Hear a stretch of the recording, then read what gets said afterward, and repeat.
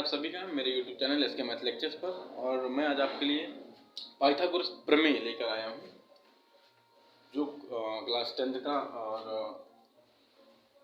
Class 12th का बहुत ही important topic है पाइथागोरस प्रमेय। तो इसको आज मैं आपको समझाने वाला हूँ। देखिए कि पाइथागोरस प्रमेय क्या है। पाइथागोरस प्रमेय ने पाइथागोरस जो थे उन्होंने समकोण त्रिभुज के लिए, समकोण त्रिभुज होता है जिसका एक कोण समकोण होता है, उसे हम लोग बोलते हैं समकोण त्रिभुज। ठीक है, जिसका एक कोण क्या होता है, समकोण होता है, उसको हम बोलते हैं समकोण त्रिभुज। तो पाइथागोरस प्रमेय जो है वो समकोण त्रिभुज पर लागू होती है।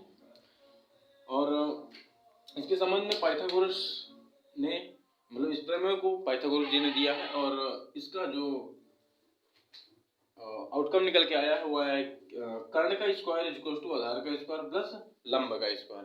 ठीक है, एक त्रिभुज है, ठीक है, एक त्रिभुज है जो एक समकोण त्रिभुज है। कौन सा त्रिभुज है? एक समकोण त्रिभुज है। और उसमें हम लोग इसको लगाते हैं। मान लीजिए ये कोई त्रिभुज है और इसका एक कोण क्या है, समकोण है, और इस त्रिभुज का नाम है ABC। ठीक है, तो इसमें उन्होंने बताया था कि जो ये समकोण होता है उसके सामने वाली भुजा होती है कर्ण। उसके सामने वाली भुजा क्या होती है? कर्ण होती है, और इसको बोलते हैं आधार, और ये होता है लंब। ठीक है, तो इसके संबंध में दिया था। तो इस पाइथागोरस प्रमेय से हम लोग करते क्या है, इसका प्रयोग किस में करते हैं? तो हम लोग इसका प्रयोग करते हैं त्रिभुज की कोई दो भुजाएं अगर दी हुई हो, है ना, सपोज ये वाली त्रिभुज है और इसमें दो भुजाएं दी हुई हैं, उस तीसरी भुजा को कैसे निकालेंगे? तीसरी भुजा को कैसे निकालेंगे? मान लेते हैं हम लोग, देखिए इसका एक क्वेश्चन देख लेते हैं, फिर यहाँ पे बहुत सारे क्वेश्चन भी हैं, उनको भी करेंगे। पहले हम एक समझते हैं कि इसका प्रयोग किस लिए करते हैं। उन्होंने ये बताया था कि जो ये पाइथागोरस प्रमेय है ये सिर्फ समकोण त्रिभुज पर ही लागू होगी, और समकोण त्रिभुज वह त्रिभुज होता है जिसका एक कोण समकोण होता है। ठीक है, इसके कोण की यानी कि जो समकोण होता है उसके सामने वाली भुजा को हम लोग बोलते हैं कर्ण, और इसको लंब बोलते हैं, और इसको बोलते हैं आधार। ठीक है, तो हमें यहाँ पर दो भुजाएं दी हुई हैं, तो तीसरी, जैसे हमें यहाँ पे कर्ण नहीं दिया हुआ, हमें दिया है लंब दिया हुआ है और आधार दिया हुआ है, तो इसको कैसे निकाले? तो उन्होंने एक ये वाला दिया था फार्मूला, ये इसका जो प्रमेय दी थी उसमें आया था कर्ण का स्क्वायर यानी कि इसका स्क्वायर, और इसका जो स्क्वायर है वो इसके और इसके स्क्वायर के योग के क्या होता है, बराबर होता है। इसको देखते हैं कैसे निकालेंगे। तीसरी भुजा निकालते कैसे? तो तीसरी भुजा ऐसे निकालते हैं, देखिए ध्यान से। जैसे ये वाली भुजा दी हुई है 4, ये कर्ण हमें निकालना क्या है, ये है हमारा कर्ण का स्क्वायर, इसको शॉर्ट में बोलते हैं के का स्क्वायर। ये हो जाएगा आधार का स्क्वायर और प्लस लंब का स्क्वायर। अच्छा, इसको शॉर्ट में हम लोग कैसे दर्शाते हैं? इसको आधार है तो ए से दर्शाते हैं, और इसको हम एल से दर्शाते हैं। ठीक है, यहां तक हो गया। अब क्या करेंगे, इसमें हम ये देखेंगे कि क्या, इसमें हम ये देखेंगे इसमें क्या क्या दिया हुआ है। तो यहाँ पे हमें कर्ण यानी कि के नहीं दिया हुआ है। यहाँ पे इसको हम मान लेते हैं ये आधार है और ये है लंब। ठीक है, तो लंब और आधार दिया है, हमें निकालना क्या है, कर्ण निकालना है। देखिए, तो कर्ण का स्क्वायर इक्वल टू आधार कितना है, तो आधार है हमारा 4 यानी कि 4 का स्क्वायर, प्लस लंब का स्क्वायर एल कितना है 3, तो 3 का स्क्वायर, और ये हो जाएगा के स्क्वायर इक्वल टू 4 का स्क्वायर होता है 4 चौको 16 प्लस 3 का स्क्वायर होता है 9, और इसको जोड़ेंगे तो के स्क्वायर यानी कर्ण का स्क्वायर बराबर आ जाएगा 25।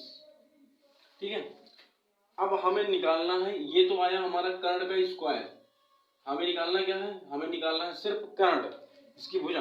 तो यहां से जैसे हम स्क्वायर हटाएंगे ये आ जाएगा रूट के अंदर, के बराबर अंडर 25, और इसको जब बाहर करेंगे तो के बराबर यानी कर्ण का मान आ जाएगा 5। ठीक है, यानी कि ये जो कर्ण है ये 5 इकाई हमें पता चला। अच्छा, जैसे यहाँ पे हमने कर्ण निकालना था तो हमने काफी आसानी से कर्ण को निकाल लिया, लेकिन अगर हमें कर्ण ना निकालने के बजाय मान लीजिए कर्ण दी हो, है ना, मान लीजिए कि कर्ण दी हो और हमें बोल दिया जाए कि आधार निकालना है। क्या निकालना है? आधार। या फिर बोल दिया जाए कि लंब निकालना है। जैसे यहाँ से कोई एक भुजा ये वाली नहीं दी गई है ना, ये वाली भुजा जो है नहीं दी गई है, ये वाली भुजा, और ये वाली दी हुई है 5, है ना, ये कर्ण है और ये है क्या? आधार। आधार नहीं दी हुई है, आधार का मान हमें नहीं पता, हमें निकालना है। तो कर्ण तो हम निकाल ले काफी आसानी से, लेकिन अब आधार को कैसे निकालें? तो हम इसी फार्मूले से आधार को निकालेंगे कि कर्ण का स्क्वायर इज इक्वल टू आधार का स्क्वायर प्लस लंब का स्क्वायर। अच्छा, कर्ण कितना है? 5, 5 का स्क्वायर कर देते हैं,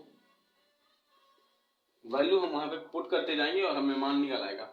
निकालना क्या? आधार, आधार का मान दिया नहीं है तो आधार का स्क्वायर प्लस लंब का स्क्वायर, यानी कि लंब कितना है? 3, 3 का स्क्वायर।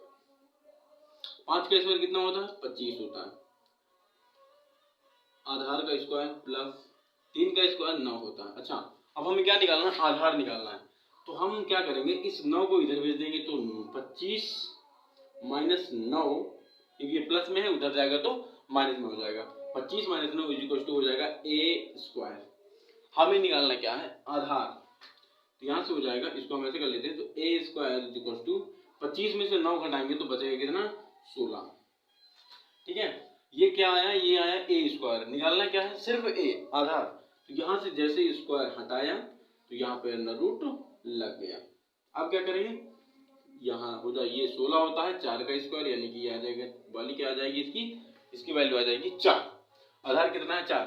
और हमने देखा था कि पहले जो मान था इसका 4 ही दिया था और ये कर्ण 5 निकला था, ये देखिए। ठीक है, ये देखिए आधार, मतलब कि हमारा ये क्वेश्चन ठीक है। और ये पाइथागोरस प्रमेय इस पर काम कर रही है।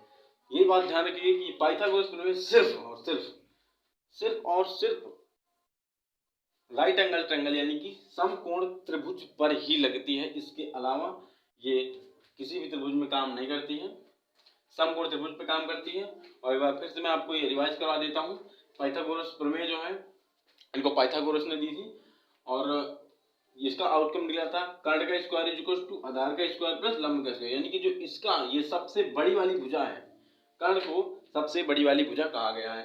यानी कि जो सबसे बड़ी वाली भुजा जिसका नाम कर्ण है, इसका स्क्वायर लंब के स्क्वायर और आधार के स्क्वायर के योग के बराबर है ना, तब वो एक राइट एंगल ट्रायंगल होगा। ठीक है, और इसका एक कोण समकोण होगा, समकोण त्रिभुज पर ये कार्य करेगा। समकोण के सामने वाली भुजा होगी कर्ण और इनमें से एक आधार और एक लंब होगी। ठीक है, और हमने ये 2 क्वेश्चन भी देख लिए कि कैसे करने हैं। और मैं आपको ये कुछ क्वेश्चन दे रहा हूँ, देखिए ऐसे क्वेश्चन है, इनको आपको करना है और जैसे आपकी प्रैक्टिस भी हो जाएगी। जैसे क्वेश्चन है, यहाँ पे कर्ण दिया है, यहाँ से हमें लंब निकालना है ना, यहाँ पर आधार नहीं दिया और निकालना है यहाँ पे क्या? आधार निकालना है। ऐसे क्वेश्चन आप उम्मीद करता हूँ आपको समझ में आ गए होंगे और काफ़ी आसानी से आप लोग कर लेंगे।